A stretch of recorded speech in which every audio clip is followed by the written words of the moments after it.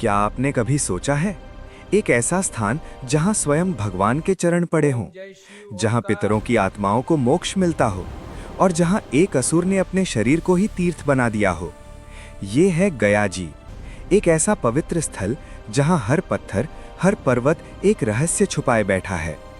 बहुत समय पहले एक असुर था जिसका नाम था गयासुर। लेकिन गयासुर कोई साधारण असुर नहीं था। वो अत्यंत तपस्वी, धर्मपरायण और शक्तिशाली था। उसने कठोर तपस्या की, इतनी कठोर कि देवता भी आश्चर्य में पड़ गए। आखिरकार भगवान विष्णु उसके सामने प्रकट हुए।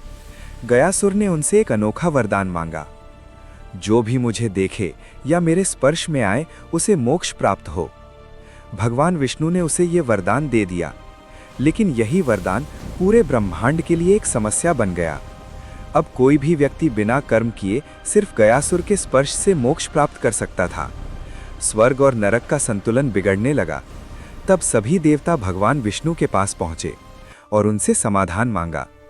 तब भगवान विष्णु ने गयासुर से कहा, हे गयासुर, यदि तुम सच में धर्मप्रिय हो तो धरती पर लेट जाओ ताकि तुम्हारे शरीर पर यज्ञ किया जा सके। गयासुर ने बिना किसी संकोच के स्वयं को समर्पित कर दिया। वो धरती पर लेट गया। तभी भगवान विष्णु ने अपने चरण उसके सीने पर रख दिए और उसी क्षण गयासुर का शरीर एक पवित्र तीर्थ में बदल गया।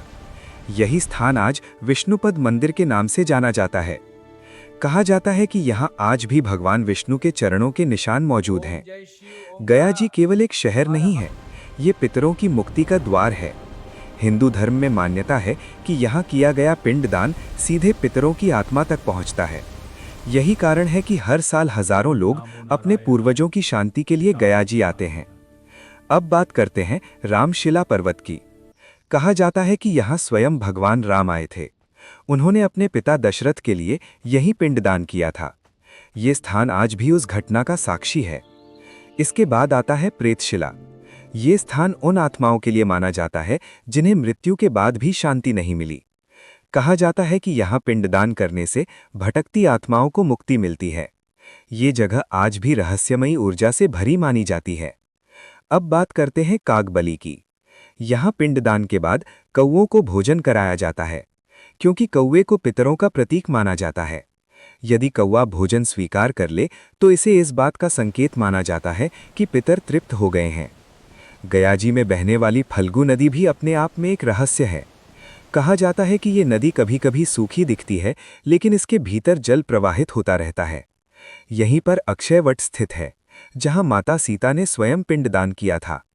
गया जी केवल एक धार्मिक स्थल नहीं, ये एक आध्यात्मिक ऊर्जा केंद्र है, जहां कर्म, पितृदोष और मोक्ष तीनों का गहरा संबंध है। एक असुर जिसने अपने शरीर को तीर्थ बना दिया, एक स्थान जहां मृत्यु अंत नहीं बल्कि मुक्ति की शुरुआत है। यही है गया जी, जहां आकर आत्माएं मुक्त होती हैं।